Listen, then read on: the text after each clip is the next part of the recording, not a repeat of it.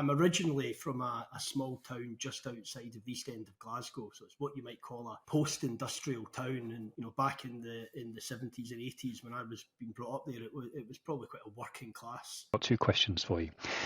The first one is, you've been a leader for a while now. You obviously got a fantastic leadership role here. At this age and this time of your life, what do you find most difficult now about leadership? Well, I think that probably we naturally get to a point where managing your energy. What dreams did you have for yourself and those loved ones around you? So, I think that my driving force was always this sense of purpose, right? Wanting to do something meaningful, I suppose. And that was partly, I think it's almost inherited from both of my parents. So from my dad, this desire to use your capability and work hard and do something in serve of a kind of bigger cause. My dad has always been Hello and welcome to Confessions of a Successful Leader, hosted by me, Andrew Tallents, the self-coaching expert. In each episode of the show, we hear the insightful confessions of a successful leader who wants to inspire others to live their professional and personal dreams. I am always keen to hear your feedback, particularly in relation to the kinds of leaders you would like me to invite onto the show in future. But for now, sit back, relax, and enjoy the rich insights from our special guest. Hello and welcome to another episode of Confessions of a Successful Leader, hosted by me, Andrew Tallents, the self-coaching expert. I'm delighted that Jonathan Cole has joined me in the studio today. Jonathan, welcome. Hi, Andrew. Great to be here with you. Yeah, good to see you. I'm looking forward to hearing your story today. But we always start by informing the audience a bit more about who you are as a person and where your current focus is in life. Okay, well, so today I'm working as the chief executive of a company called Corio, which is one of the largest offshore wind developers in the world. So we are building offshore wind farms all over the world. I'm also, alongside that, doing a load of other roles in the industry for advocacy and generally promoting the energy transition. So, for example, I'm the chair of the Global Wind Energy Council. Excellent. And when you're not working, because you've got a busy portfolio, what is it you do to switch off and relax? Well, I'm living in London, despite my accent. I'm living in London with my wife, 2 young kids and a young dog. So that's usually where I spend my time when I'm not working. Sure. And to relax, I also like to, still pursue some vain attempt at a football career, playing football with friends and trying to, take my mind away from the office. Excellent. And has your position in the football team changed over the years, or have you just steadfast in the same position? Well, I think I've probably tried to hold on to the position I had, but I know I'm getting progressively worse at it, and I'll have to give it up at some point. Excellent. Good. Well, thanks for that. So let's take you back. This show is all about, obviously, from the outside, people see people very successful in CEO roles, leadership roles, and yet they don't really know the inside story about how somebody has got there. So take us back to, I guess, the earliest years that you can remember in terms of what you felt shaped your early leadership style.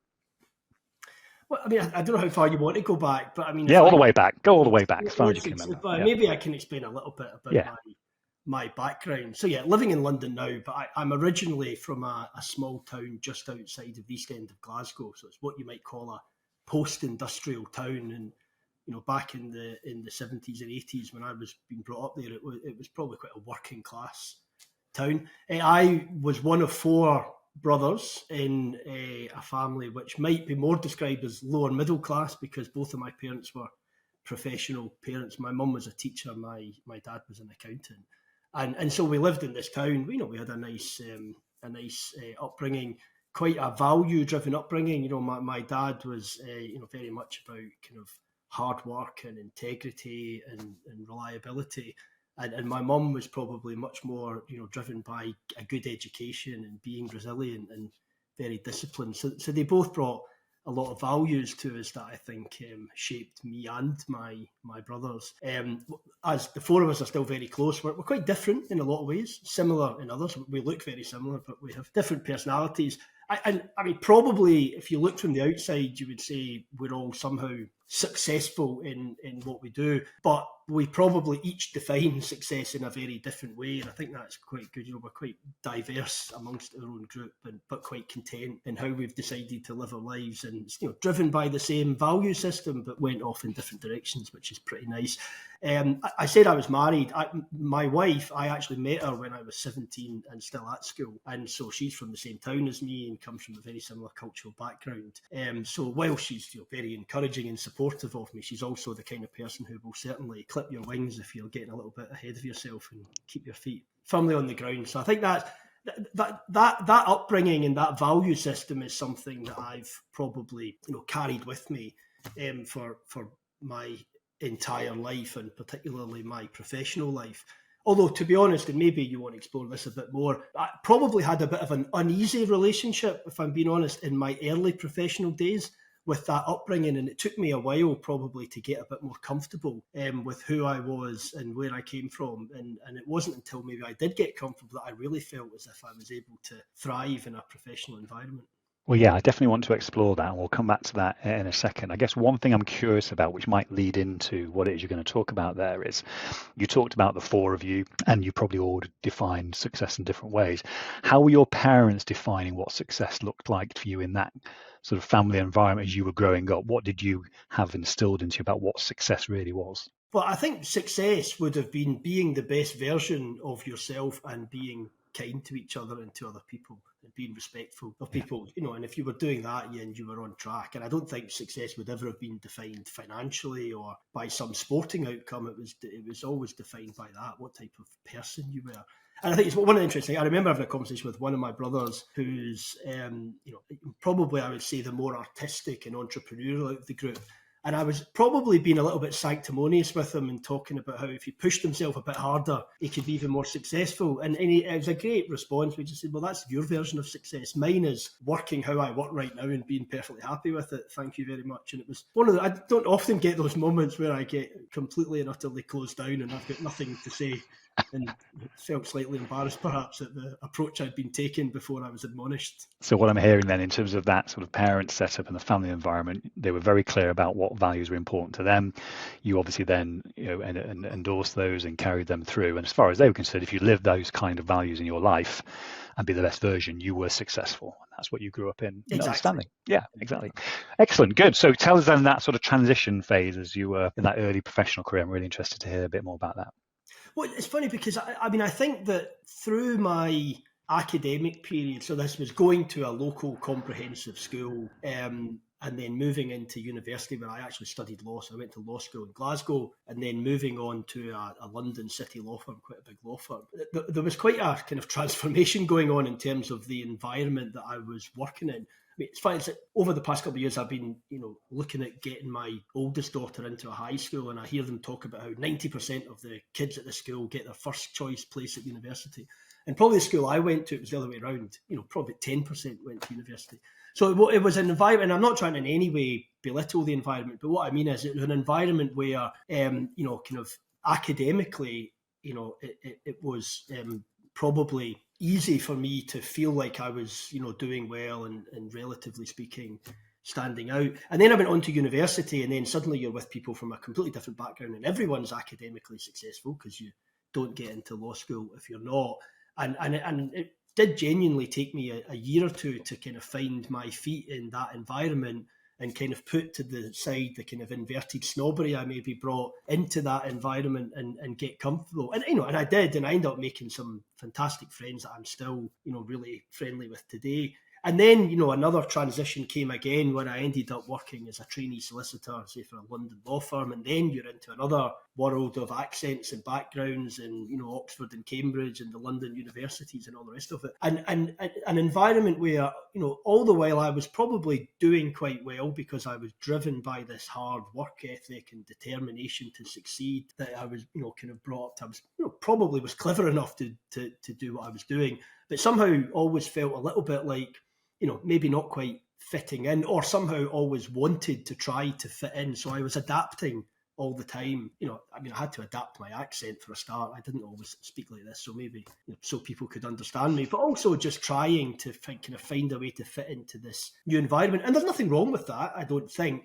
But genuinely, I think it was about 2 or 3 years into my professional life as a lawyer when I was starting to, get some recognition and success for what I was doing and the way I was doing it. And actually, maybe even some of my kind of down-to-earth, more grounded background was starting to kind of show itself to be a benefit in some situations, that I really started to feel comfortable. And actually at that point, I could probably say that that's a point at which my career and my performance really started to take off. And I think nowadays we talk an awful lot, don't we, about things like, equity, diversity, inclusion, about, bringing your authentic self to work. And it might sound funny for a kind of, white, middle-aged, English-speaking man to be kind of saying this, but I kind of have been through that, because I remember at some point not feeling that way, and then at the moment I was feeling so much more effective and so much more comfortable in my work environment. So it was interesting. I think I'm really proud of where I came from,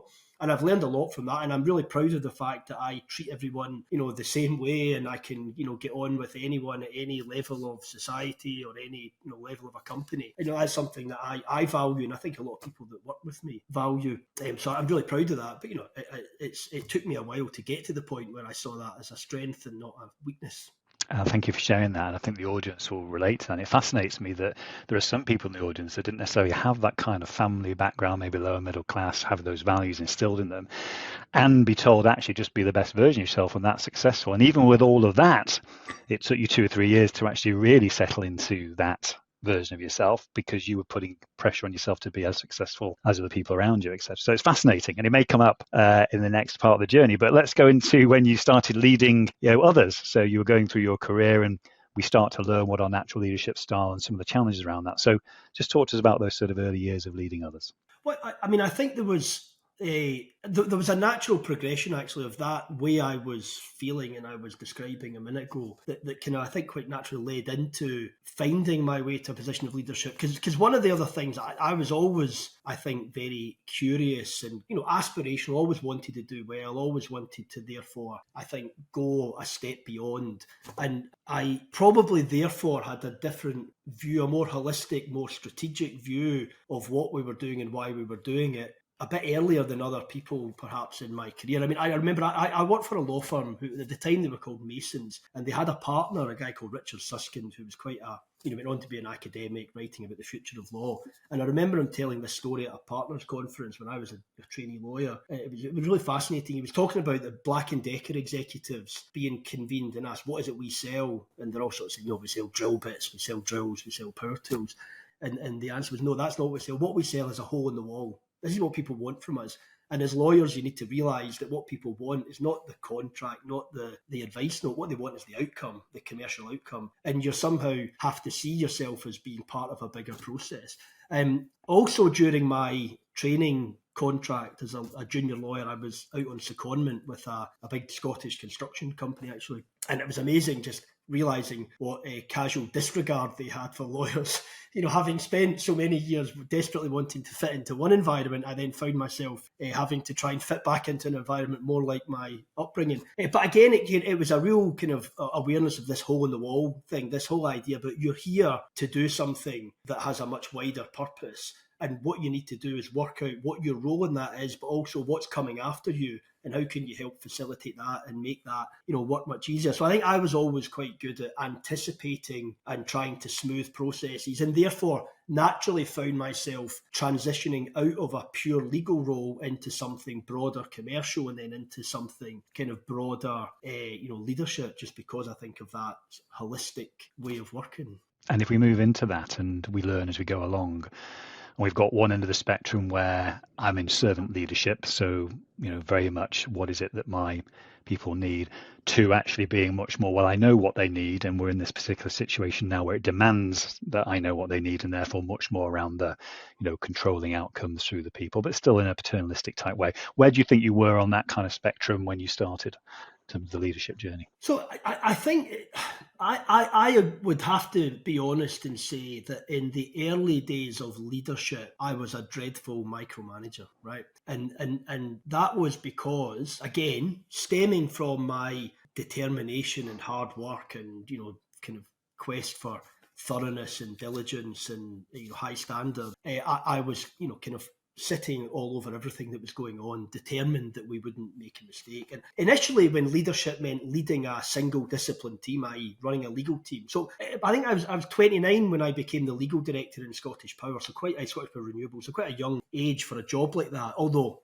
I said about all the hard work, if you added up all the hours I'd been billing to clients, I'd probably felt more like I was about 39. But anyway, I was 29, so I was quite young. And, I think, again, a little bit of that unsettling feeling where people are questioning you mature enough, old enough, experienced enough to be in this job. So, trying again to make sure that I satisfied that. So very, very overbearing probably is the truth of the matter. And that worked okay when I was running a single discipline team. And then it maybe just about worked okay when my scope got expanded to include some more kind of commercial and procurement type functions. But once it got into broader organisational leadership, it was a complete and utter barrier. And I remember I went off on a business course at the IMD Business School in Lausanne in Switzerland. And I had a coach. And she said this thing to me that really struck me. She said, what has made you successful up to this point will block you from being successful going forward. So that attentiveness to detail and that diligence and that, feeling that you could do everything that was being done in your team better than the people in your team, that has to go. You can't work like that if you're running an organisation. I mean, apart from anything else, if your team is full of multidisciplines and engineers and all sorts of other backgrounds, if you as a lawyer can do their job better than them, then you've hired the wrong people, right?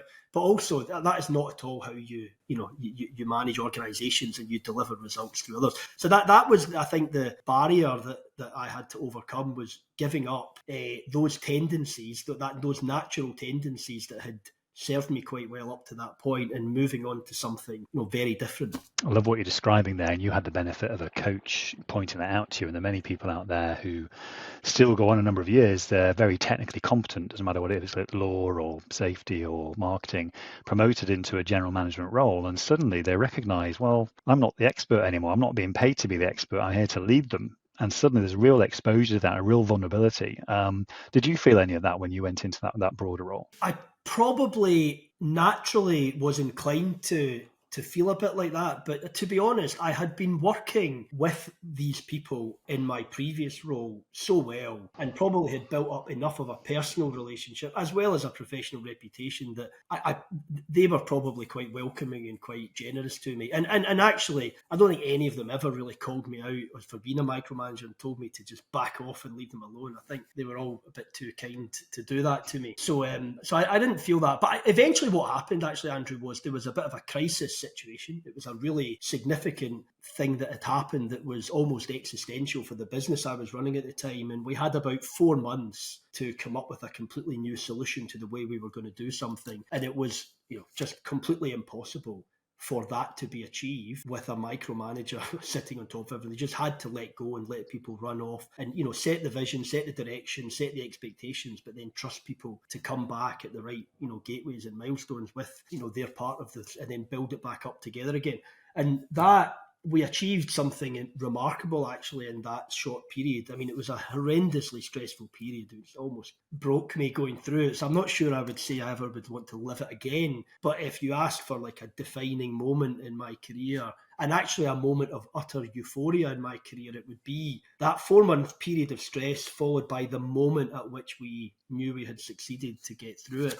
But as I say, I learned so much and it changed me almost instantaneously because I had this epiphany moment of how much more could be achieved and frankly how much easier your own life could be if you step back and trust people to get on with it. So it was a really important moment. But as I say, not one I would want to relive anytime soon, but certainly one I benefited from. Let's just explore that a bit more. It's really lovely that you brought that up. And the two aspects to what you said there, there's this learning that actually trusting actually can lead to better outcomes and you can't micromanage. But part of that is about how you build a relationship with the people around you that you're building trust with. And part of it is about how much you trust yourself to do the right thing in the moment. So just talk to us about that, about maybe what the learning or the balance was between that in that particular high pressure situation you're in. As I say, I mean, I think that the recognition was that, if we didn't solve this issue, I mean, just to try and give a bit of context and not speak so abstract, basically we had been designing an offshore wind project of a certain size and technical characteristic to fit a regulatory regime that we were expecting to be implemented. And then things changed to the extent that we had to totally redesign to reduce the size of the project, change a lot of the technical characteristics, change some key dates that had to be negotiated with third parties, regulated third parties, and then take this process into a regulated kind of competitive process and try to win, right? So when you look at all of that and all the things we had to do, it was pretty clear that it needed input from people who were planners, who were regulatory specialists, who were engineers, who were designers, who were everyone had a role to play that had to be, then they had to be elected to go and do that. And you frankly had no choice but to trust. But as I said, the benefit was that I had worked with these people for so long and they were good friends and colleagues and we respected each other enormously that it wasn't so difficult actually in the moment when you had no choice to say, well, if I'm going to have to trust anyone, it's going to be you guys because I know I can trust you. So it actually became probably just an automatic process as a result of that. Great. And you said that was a big change, point in your life. So talk to us about what happened after that. What did you do with that insight and knowledge about what you could do as a leader and take it forward? Well, I mean, I think that the sort of the coinciding of a whole load of other factors that came after that all come into this story quite neatly, because as a result of then surviving this process and winning this competitive process and effectively winning the right to build a £2.5 billion pound offshore wind farm off the coast of England, it was a bit of a pivotal moment in this business that we were setting up, and we had opportunities to do things in other territories as well.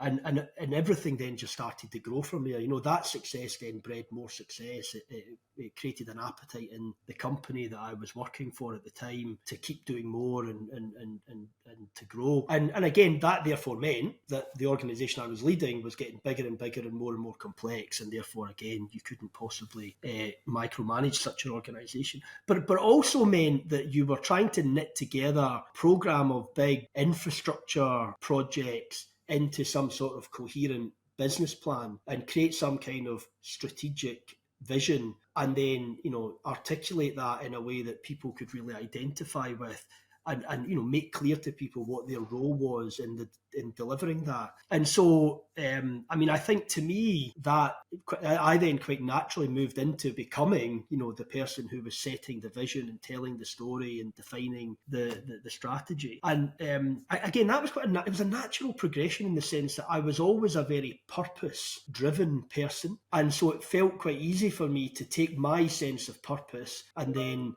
somehow take this strategic plan we had and marry it to a purpose and and communicate it in that way. And so that's when I guess I moved from the type of leader who micromanages to the type of leader who sets a vision and identifies a purpose and helps people find their own purpose and then helps create the common cause and move people towards that. And that was really the business that we created. It was a phenomenal business to lead for all those years I did before I then left to go and set up another one to try and create something similar. But yeah, I mean, I think that was the transition felt quite natural at the time because of everything else that was going on and the growth that we were experiencing.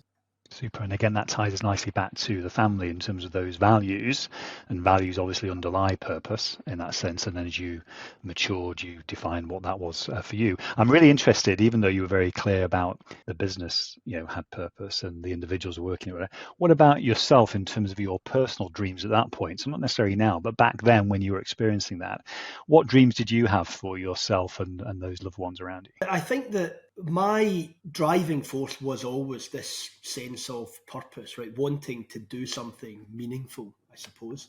And that was, partly, I think it's almost inherited from both of my parents. So from my dad, this desire to use your capability and work hard and do something in serve of a kind of bigger cause. My dad has always been a bit of a socialist, right? And so, there was this idea that, you're not just here in service of yourself, you're here in service of something bigger, find that bigger thing and work on that.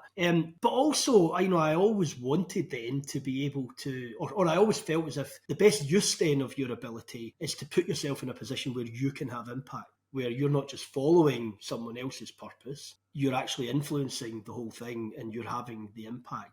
And so that was why I was really drawn into the roles I was in. It's why I stopped being a lawyer to become a leader of an organisation with a wider remit, because I kind of wanted to be the one driving. I wanted to, fire the live ammunition instead of, being an advisor. And so anyway, what I mean by that then is that I was, for myself, always wanting to be kind of doing something that I really felt resonated, which, by the way, meant in that moment when we were under serious threat, I was taking it very personally. And I know this now, and probably nowadays I would deal with it better, but I was taking it very personally, because to me, this was a really personal thing. This is something that I had built up. It was, my name and ideas all over it. The team had been built around me. Everything that we had done, every decision we'd made somehow had been under my watch. And I was taking it very personally that if this fails, this is utterly my failure. And everything I've done and everything I've tried to do and everything I wanted to do and everything I ever wanted to be is about to collapse and die if we don't solve this, which was really unhealthy by then. But it was how I was feeling at that time, right? So I took it very personally and had this really, kind of strong sense of purpose. I think what I've learned, by the way, coming out of that then, is that purpose is great, but perspective is also really important. And also that purpose can vary from person to person. And it doesn't matter, actually, that we have a slightly different version of our purpose. We can still serve the same end with a different version of purpose. And I think that was another lesson learned. And I think I've become a much better leader and maybe a better husband and friend and father and human being on the back of learning some of these lessons. Absolutely. And it's interesting what you said earlier about one of your brothers being maybe more arty and entrepreneurial. And yet, I think it was Branson that said recently on LinkedIn, actually, you said it before, that every single individual on the planet has this, preneurial nature about them, just this natural human being of preneurialism. And we end up either being entrepreneurs for a lot of our lives within a larger organization, being innovative, and or we actually go out and do it and test it in that sense. And it sounds as though when you then moved and left to do the next thing, that's what you were testing in a way, because you went and tried to do it somewhere else. Well, I think that's right. I mean, I guess I decided after about 15 years in this large utility. It's a phenomenal company. The company was Iberdrola, one of the largest electricity utilities in the world, one of the first movers in the renewable energy space, probably the benchmark, to be honest with you, in renewable energy globally. And I was part of that journey and, was involved, as I said, in creating an offshore wind business that didn't exist and then running it all the way through until I left. Maybe we don't want to get too much into why I left, because there was 100 different things that contributed to it. But I think essentially what I wanted to do was kind of test myself then in a new environment. And probably what I was feeling more than anything at the time is that being part of that huge corporate machine was an enormous comfort, right? But it also can feel quite oppressive and feel stifling. And the more senior you get in an organisation, and I was, by the time I left, quite senior in the hierarchy of Iberdrola, the more I think you have to take responsibility for the culture and the values and the behaviours around you, and the less you can defer to the big corporate machine. And I kind of felt as if I was ready in my kind of, my career, professional journey, personal journey, to try and go out and do something where we didn't have all that wonderful corporate support network around us. We were much more out on our own, but then we had the freedom to actually be out on our own. And this unique opportunity, and I do think it was a unique opportunity to, in a very short period of time, create one of the largest offshore wind developers in the world. Because to do that, you need a lot of money. You need to gather in scale of assets, a pipeline of assets at scale to be taken seriously. And you need to attract quite a large number of talented people. And we launched the business within a couple of years. We were at 250 people. We had one of the largest portfolios in the company. We had secured some really big investment deals with a Australian investment bank who we launched and owned the company, and a pension fund. So we were super successful. But the thing that drove me to do it was to get the chance to actually create something that really made sense to me. It was the kind of organisation I would really want to work in if I was going back in my career, and do it with the kind of value system and the sense of purpose that I always had. And I really think that's what we've actually managed to do. I think we've been pretty successful in doing that. So although it's, by the way, I don't know if you know anything about offshore wind, it's been a brutal time to run an offshore wind business. The past last 2 years, because of a lot of macroeconomic factors, have made it really challenging in that sense. But I don't regret for a second doing it, because we have been successful in spite of the climate. And I think we've done all the things I really wanted to see us show we could do. What's going to be really interesting for our audience, bear in mind what you've just said, is you obviously have your own way of leading in that larger corporate type environment where the culture's decided around you because you're not the chief executive. And then you go into something that you said you're shaping yourself, the kind of organization you would want to have joined, to be free and do the things you do. How did your leadership style have to differ, or you chose to make it different in that different environment? Well, I think the good thing, genuinely, by this stage in my life, or by that stage, 2.5 years ago, I was at a point where I was genuinely feeling like a very authentic version of myself at work and at home. Honestly, I think a lot of people that work with me probably value the fact that I am, the same person that you would see on the high street outside here as you would see in the office, and I treat people in a very similar way in any environment, right? So I wasn't feeling like I had to change who I was. What for sure I was aware of is that I was in a different environment where I was out on my own, and every decision I made, I had to be very rigorously kind of considered and implemented, because of the fact that we didn't have that big, safety net of the big corporation somehow giving you checks and balances. Although I must say, Macquarie, the investment bank that is our main shareholder, or shareholder, they themselves are very disciplined and rigorous. So we do get a lot of support in that sense. But basically what I had to be able to do then is to create a whole new band of brothers, a whole new team, right? Leaving behind the team that I had created in Iberdrola, that we worked super closely with, we were really friendly, and start again. Which was, and I didn't know quite how that would work, to be honest. I wasn't sure if I would get that affinity. And the fact is I did very quickly. It felt very natural with the team I had.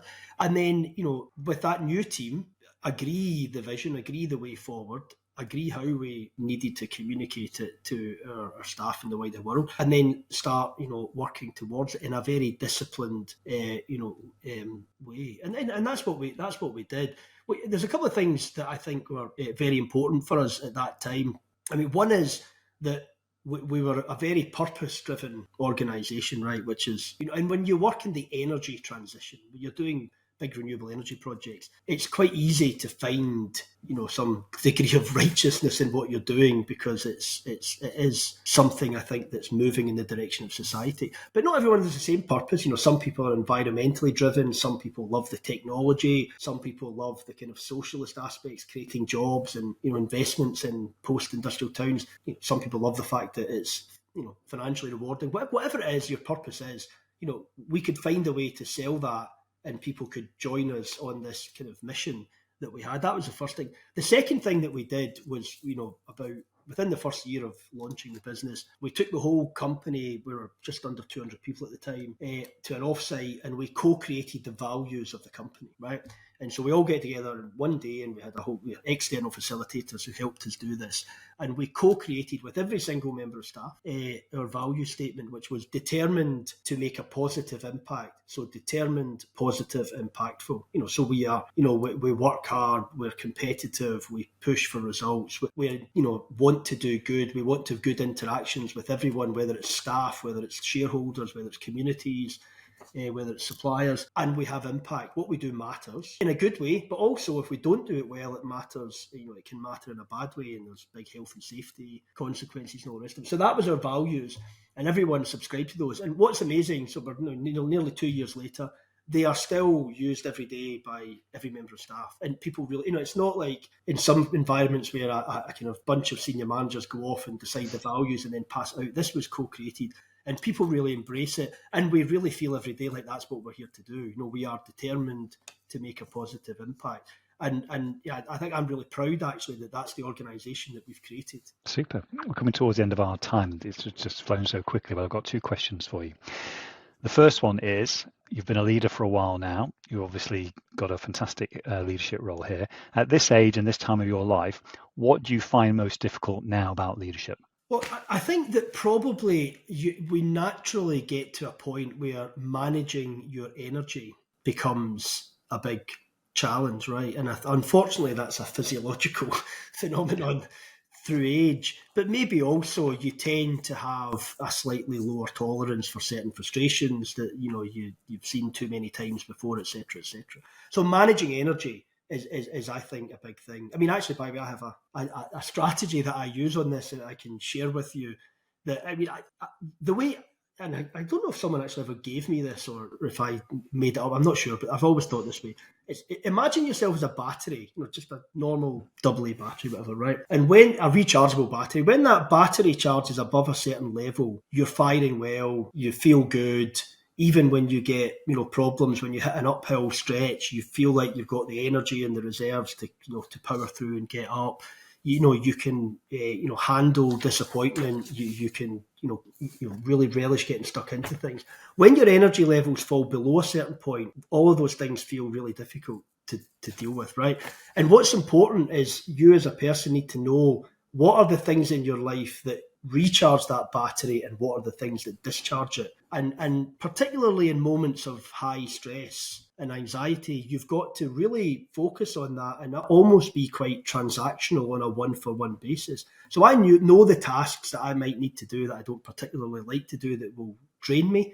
And I also know the things that I really enjoy doing, like talking to people, doing things like this, Andrew, talking to crowds, talking to teams, engaging people. These things really energize me. Spending time with my, wife and kids energizes me up to a point, and then sometimes it starts to go the other way. But, we're all human, right? So, but being quite careful then about and looking at your day, your week, your month, and seeing ahead of time, I'm going to get discharged quite soon if I don't start plotting into this some of the things that will re-energize me, and being quite meticulous about that. And that to me has been a really important thing. I mean, as a total aside, maybe a subject of another podcast, I found COVID quite tough because it took away from me a lot of the re-energization moments, and I was left with a lot of the de-energizing moments.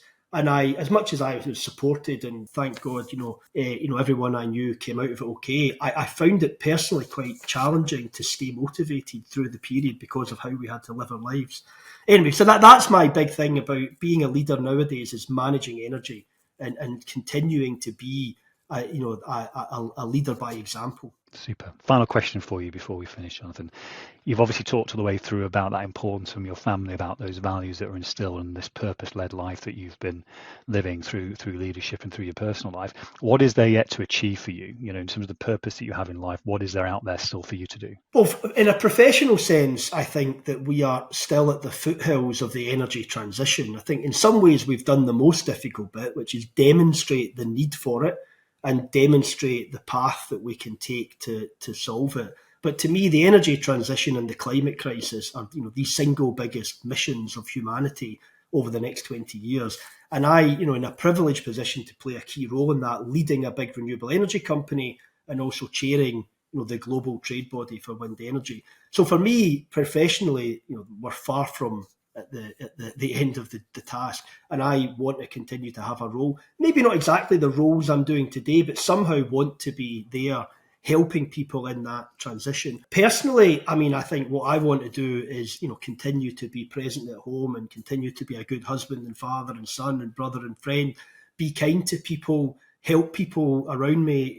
In every interaction that I have, I'm determined to make a positive impact. I want to see people do better for having known me, and I want my kids to feel the same way. And that to me is another mission, is to try and produce nice human beings who will define for themselves what success means, but hopefully it will be somehow correlated to how good they are as human beings and not necessarily how wealthy they are or how ostensibly successful they are in their careers. Absolutely. Well, Jonathan, it's been a pleasure to hear your story today. And there's so many people out there watching this and listening to this that will relate to the story and where you came from, and being part of, obviously, being three brothers around you, and that inflection point, where you were leading in one way because that's what you thought was going to work, and then that crisis that led you to see there was a different way. So I've really enjoyed the story, and thanks for being on the show today. It's been a real pleasure, Andrew. I've really enjoyed talking to you as well. So thank you for having me.